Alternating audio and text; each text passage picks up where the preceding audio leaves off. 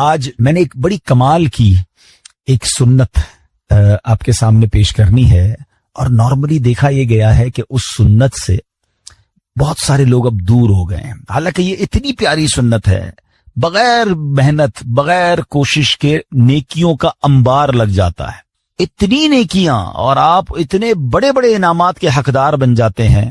وہ سنت کون سی ہے میں انشاءاللہ بیان کرتا ہوں، مگر امام محمد بن محمد غزالی علیہ رحمت اللہ الوالی نے ایک بڑا پیارا واقعہ اپنی کتاب مکاشفۃ القلوب میں لکھا۔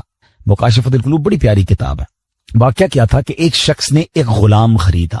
آج کے دور میں تو کسی کو گھر میں ملازم رکھنا ہو تو وہ نوکری پہ جاب پہ رکھتا ہے نا، پہلے ایسا نہیں ہوتا تھا، پہلے غلام خریدے جاتے تھے۔ انہوں نے غلام خریدا۔ اچھا جب غلام خریدا تو غلام کہتا ہے حضور میری 3 شرطیں ہیں۔ اچھا بات بڑی عجیب تھی، غلاموں کی شرطیں نہیں ہوتی ہیں۔ آپ نے کہا اچھا تم بھی شرطیں لگاؤ گے، بتاؤ کیا شرطیں ہیں؟ تو کہتا حضور پہلی شرط تو یہ ہے کہ آپ مجھے فرض نماز کے وقت منع نہیں کریں گے، نماز پڑھنے دیں گے۔ اچھا وہ آقا بھی دیندار تھا، نیک آدمی تھا، کہتا ٹھیک ہے مسلمان ہوں، نماز سے کیوں روکوں گا، اوکے۔ کہتا دوسری شرط یہ ہے کہ دن میں جو چاہے کام لے لیں، رات مجھے آپ چھوڑ دیں گے۔ کہا ٹھیک ہے مجھے کام دن میں لینا، میں بھی رات آرام کرتا ہوں، تم بھی رات آرام کرنا۔ کہتا تیسری شرط یہ ہے کہ آپ مجھے اپنے گھر میں کوئی بھی ایک الگ سے کمرہ دے دیں گے تاکہ میں سیپریٹ رہوں۔ تو کہا ٹھیک ہے، میں نے بھی سوچا تھا گھر میں بہت سارے کمرے ہیں، غلام کا کمرہ ہوتا ہے تو میں کمرہ دے دوں گا، شرطیں کوئی مشکل تھی نہیں، آقا نے ایکسپٹ کر لی۔ غلام گھر پر آیا، بڑا محنتی غلام تھا، دن میں کام کرتا، رات اپنے کمرے میں چلا جاتا۔ ایک دن آقا چلتے چلتے اس کے کمرے کے پاس سے جب گزرا تو دیکھا عجیب منظر ہے، کمرے کی چھت کھلی ہوئی ہے، آسمان سے نور برس رہا ہے، غلام سجدے میں ہے، اللہ کی عبادت کر رہا ہے، اور اللہ کو رو رو کر یہ عرض کر رہا ہے کہ میرے مولا میں غلام ہوں، دن میں میری ڈیوٹیز ہیں، اگر یہ کام نہ ہوتا تو میں دن بھی تیری عبادت کرتا، رات بھی تیری عبادت کرتا۔ آقا بڑا حیران ہوا کہ یہ میرا غلام کیا چیز ہے، ایسی عبادت، ایسا نور اور ایسی گفتگو۔ اگلی رات ہوئی تو اپنی بیوی کو لیا کہ چلو میں تمہیں ایک منظر دکھاتا ہوں، اپنی زوجہ کو لے کر غلام کے کمرے کے پاس گیا، پھر وہی منظر، چھت کھلی ہوئی ہے، آسمان سے نور برس رہا ہے، غلام سجدے میں وہ ہے اور اللہ سے باتیں ہیں، بڑی کیفیت۔ جب یہ منظر دیکھا تو وہ میاں بیوی بھی آنسو بہانے لگے، وہ بھی رونے لگے کہ یہ کیسا غلام ہے۔ صبح ہوئی تو غلام کو آقا نے بلایا اور کہا کہ ہمیں پتا چل گیا ہے تمہاری رات کی عبادت ہم نے دیکھ لی ہے، تم اللہ سے یہی کہہ رہے تھے نا کہ یا اللہ میں مجبور ہوں، اگر دن میں بھی فارغ ہوتا تو تیری عبادت کرتا، رات میں تو تیری عبادت کرتا ہوں۔ تو ہم میاں بیوی نے فیصلہ کیا ہے کہ آج کے بعد تم آزاد ہو، جاؤ دن میں بھی عبادت کرو، رات میں بھی اللہ کی عبادت کرو۔ اچھا ہماری جگہ کوئی ہوتا تو بڑا خوش ہو جاتا کہ چلو یار انعام مل گیا، غلام کو آزاد ہونا بڑی نعمت تھی، مگر وہ غلام دراصل وہ آقا بننے کے قابل تھا، وہی آقا تھا، وہ بڑا کمال کا بندہ تھا۔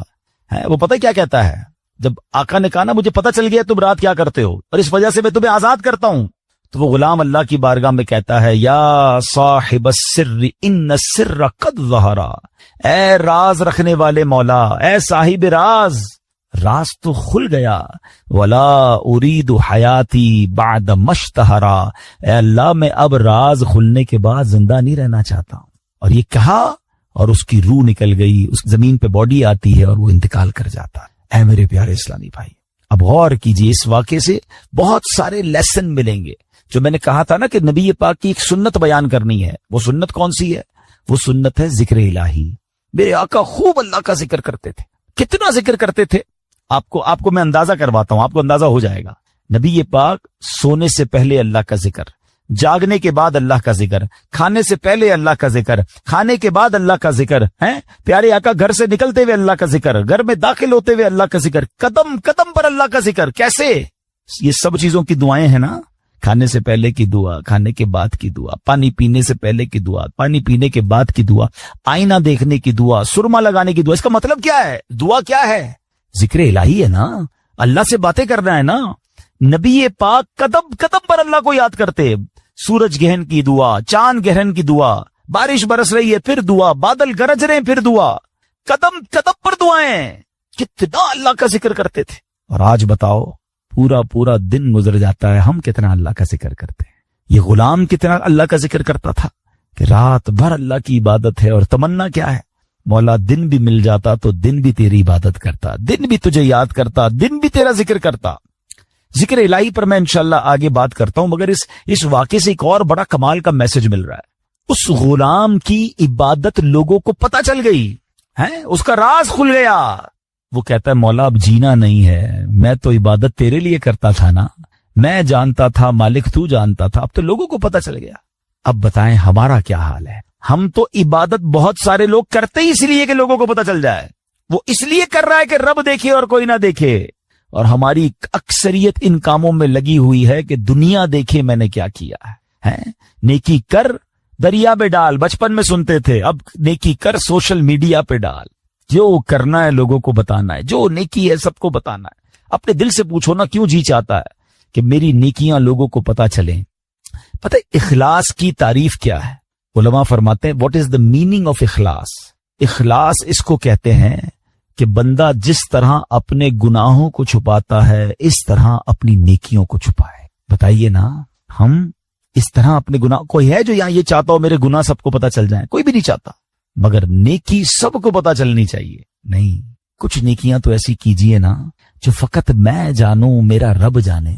میں نیکی کرنے کے بعد مجھے کیوں خیال آتا ہے کہ یار سامنے والے کو پتا تو چلے میں حاجی ہوں، میں حافظ ہوں، میں نمازی ہوں، میں روزہ دار ہوں، میں نے یہ نیکی کی ہے، میں نے فلاں کام کیا. وائے؟ کیوں؟ اگر دل میں تمنا یہ ہے کہ لوگوں کی واہ واہ ملے گی تو پتہ ہے اس کو ریاکاری کہتے ہیں. اور ریاکاری کو شرک اصغر کہا گیا حدیثوں میں. چھوٹا شرک. شرک کس کو کہتے ہیں؟ شرک کے معنی یہ ہے کہ اللہ کی طرح کسی کو عبادت کے لائق سمجھنا. ٹھیک ہے نا؟ یعنی اللہ کی ذات و صفات میں یا تو کسی کو شریک ماننا یا کسی کو معاذ اللہ کی طرح عبادت کے لائق سمجھنا. یہ شرک ہے، بندہ اسلام سے خارج ہو جائے گا. اب اس کو شرک اصغر کیوں کہا گیا؟ کہ بندہ پڑھ تو نماز رہا ہے، رکھ تو روزہ رہا ہے، صدقہ کر رہا ہے، خیرات کر رہا ہے، عبادت اللہ کی کر رہا ہے، مگر دل میں تمنا ہے کہ لوگ راضی ہو جائیں، لوگ خوش ہو جائیں. نیت کیا ہے؟ نیت رب کو راضی کرنے کی نہیں، لوگوں کو راضی کرنے کی. اب ہم چیک کر لیں کہ کہیں ایسا تو نہیں کہ شیطان ہمارے اندر یہ وبا داخل کر چکا ہے کہ پہلے تو نیکی نہیں کرنے دیتا، لیکن نیکی کر لے تو پھر چھپانے نہیں دیتا، پھر بچانے نہیں دیتا، پھر ایسی باتیں دل میں لاتا ہے کہ اس کو بھی بتا دے، اس کو بھی بتا دے. کیوں؟ ہمارا جی کیوں چاہتا ہے ایک ایک نیکی کی تصویر ہم نے لگانی ہے تاکہ لوگ دیکھیں میں نے یہ چندہ دیا، یہ راشن دیا، یہ فلاں کام کیا. میں ویسے آپ کے دل کے دروازے پر دستک دیتے ہوئے ایک سوال کرنا چاہتا ہوں کہ ذرا یہ تو چیک کیجئے، یہ میرے لیے بھی سوال ہے، یہ آپ کے لیے بھی ہے، کہ ہماری ایسی کتنی نیکیاں ہیں جو صرف میں جانوں اور میرا رب جانے. اپنے آپ سے پوچھئے گا، اکیلے میں پوچھئے گا کہ ایسا کیا میں نے کیا ہے نیکی کا کام جو اور کسی کو نہیں پتا، میں جانوں اور میرا رب جانے. آپ کو پتہ ہے پہلے کے زمانے کے کچھ بزرگان دین ایسے ہوتے تھے کہ وہ غریبوں کی مدد کرتے تھے مگر ان غریبوں کو بھی پتہ نہیں چلتا تھا کون مدد کر رہا ہے. بعض اوقات ان بزرگوں کا انتقال ہوتا نا تو لوگ کہتے یار وہ ہر مہینے مدد آتی تھی، راشن آتا تھا، اب نہیں آ رہا، تو پتا چلتا تھا کہ وہ فلاں بزرگ کا وصال ہوا ہے، وہ ہر مہینے مدد کرتے تھے مگر کبھی انہوں نے نہیں بتایا، پتا لگنے بھی نہیں دیا. اور آج ہم کسی کی مدد کریں تو اس پر احسان جتاتے ہیں. بھائی یاد ہے نا میں نے مدد کی تھی، بھول تو نہیں کیا، تیرا ساتھ دیا تھا. ہر مہینے اگر کسی کی مدد کر رہے ہیں تو ہر مہینے احسان جتا رہے ہیں، ہر مہینے اس پر روب جھاڑ رہے ہیں. نہیں میرے پیارے اسلامی بھائی، نیکی کیجئے مگر اللہ کے لیے. کچھ ایسی تلاوت، کچھ ایسے نوافل. آپ دیکھیں نا تہجد بندہ کب پڑھتا ہے؟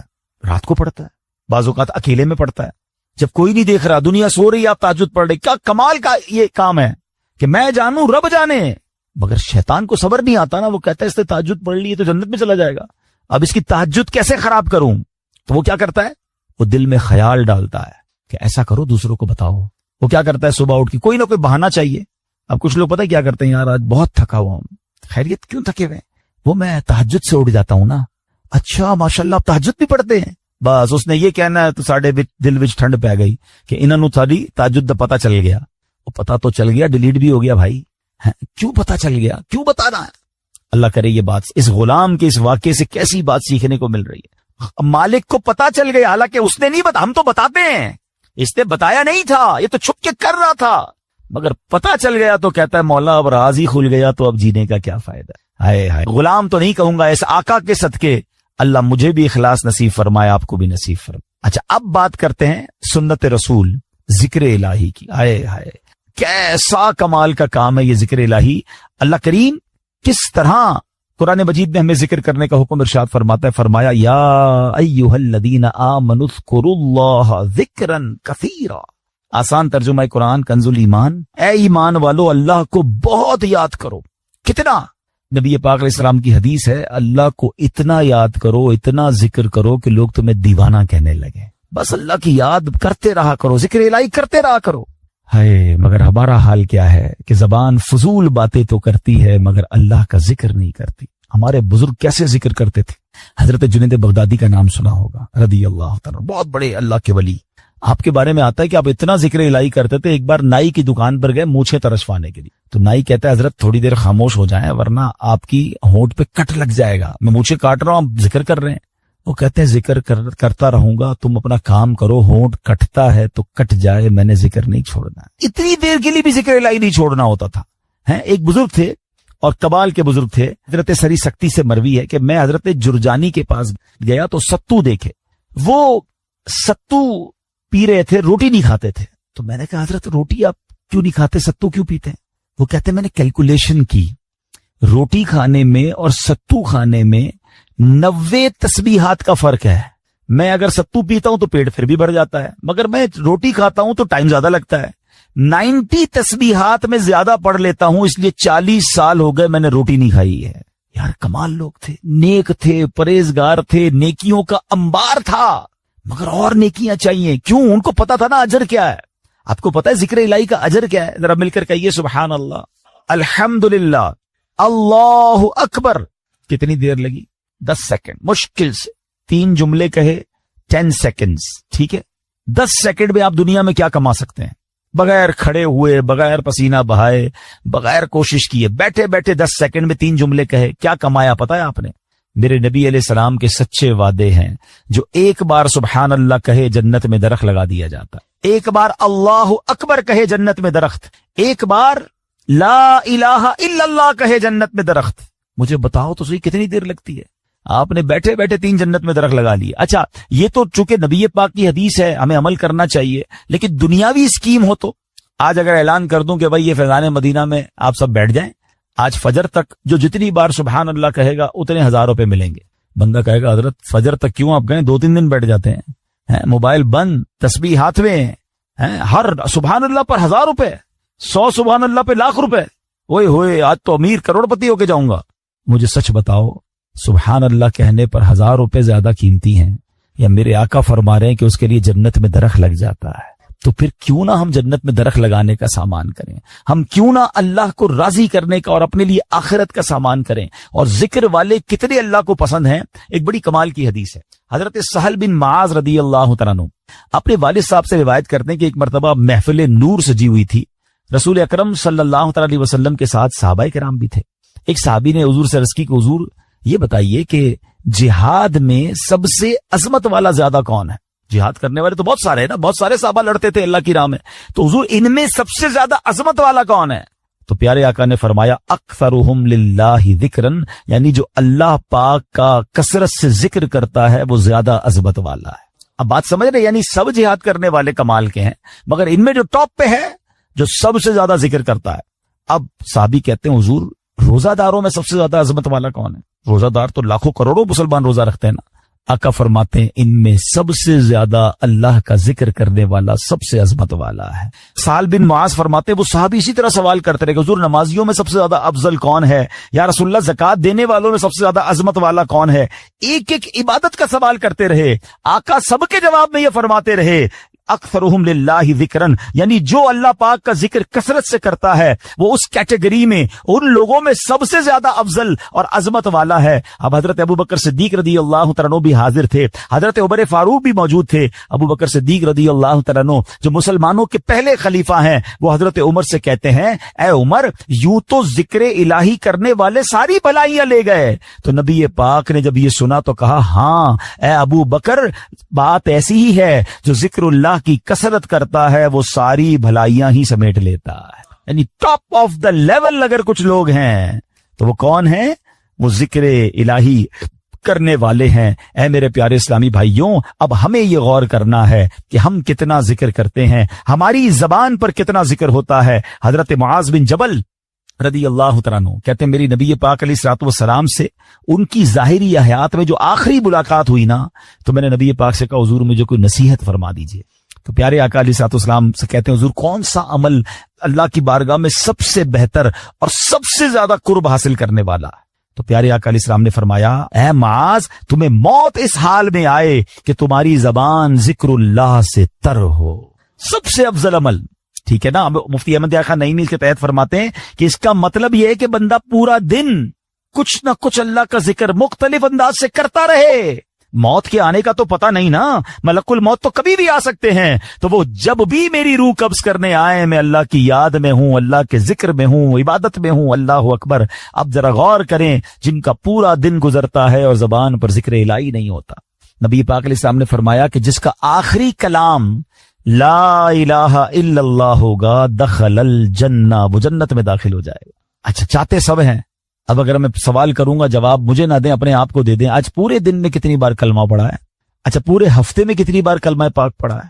مہینہ پورا گزر گیا کتنی بار کلمہ پاک پڑھا ہے؟ اب حال دیکھ لیں.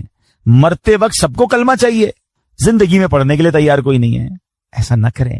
یہ افضل الذکر ہے, سب سے افضل ذکر. حدیث میں فرمایا افضل الذکر لا الہ الا اللہ. اور یہی بات نبی پاک نے فرمائی نا کہ تمہاری آخری جو الفاظ ہوں زبان پر اے معاذ وہ اللہ کا ذکر ہو. یہ اللہ کی بارگاہ میں سب سے زیادہ قرب دلانے والا عمل ہے. اب علماء نے اس میں بڑی آسانی کر دی ہے. ہاں اب ذرا غور سے سنیے گا. اب ذکر اللہ کی مختلف صورتیں ہیں. ایسا نہیں, بالکل یقیناً اللہ کا ذکر اللہ اللہ اللہ سبحان اللہ لا الہ الا اللہ اللہ اکبر سبحان اللہ و بحمدہ سبحان اللہ العظیم یا رحمانو یا رحیمو یا سلامو, یہ سارے اللہ کے ذکر ہے. مختلف اللہ کے نام لیتے رہیں. اللہ کی یاد میں جتنا ذکر کریں گے یہ ذکر باللسان ہے, یہ زبان سے ذکر ہے. مگر ذکر کی اور بھی صورتیں ہیں. آئے ہائے. علماء فرماتے ہیں کہ اللہ کی نعمتوں کے بارے میں غور و فکر کرنا بھی ذکر اللہ ہے. بندہ سوچتا رہے کہ اس رب نے کائنات کیسے بنائی ہے, کیسی قدرت والا میرا رب ہے. قدرت کے نظارے دیکھ رہا ہے مگر نیت یہ ہے کہ اللہ کی کبریائی اور اللہ کی شان و عظمت دل میں بڑھ رہی ہے کہ میرا مالک ایسے عظیم پہاڑ بنانے والا, وہ رب کریم اتنی خوبصورت دنیا بنانے والا ہے, تو وہ خالق و مالک کیسی عظمت والا ہوگا. اس نظر سے اگر دنیا کے نظارے دیکھ رہے ہیں تو اللہ اکبر. علماء کہتے ہیں یہ آنکھ کا ذکر ہے. اچھا پھر آگے فرمایا دل میں ہے, بندہ تنہا بیٹھا ہے اور اللہ کو یاد کر رہا ہے, اللہ کی کبریائی اور اس کی عظمت و شان کو یاد کر رہا ہے, اللہ کو دل ہی دل میں پکار رہا ہے.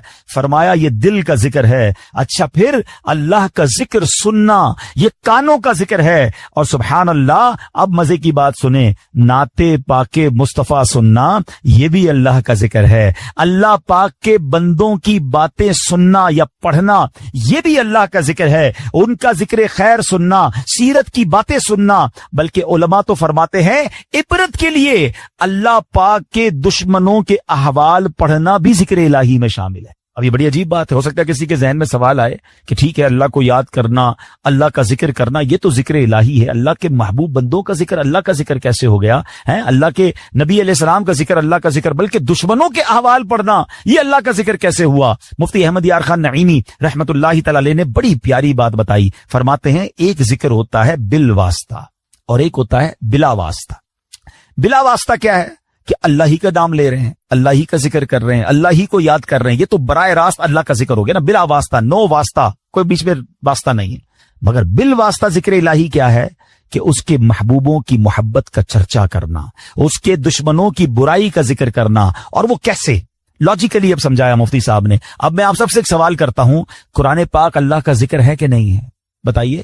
کلام اللہ ہے نا, پورا قرآن ذکر. کوئی قرآن پڑھ رہا ہے تو آپ یہ تو نہیں کہیں گے معاذ اللہ غلط کام کر رہا ہے, وہ ذکر الہی کر رہا ہے, ہر لمحہ عبادت کر رہا ہے.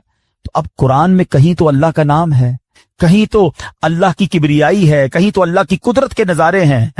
ان اللہ علی کل شیء قدیر کا ذکر ہے. فبأی آلاء ربکما تکذبان کے ذریعے رب کی شان بیان ہو رہی ہے, اور ہمیں کہا جا رہا ہے کہ کون کون سی نعمتوں کو جھٹلاؤ گے. جب جب پڑھتے ہیں اللہ سے محبت بڑھتی ہے. مگر اسی قرآن میں نبی پاک کا بھی تو ذکر ہے نا, رحمت للعالمین بھی کہا ہے.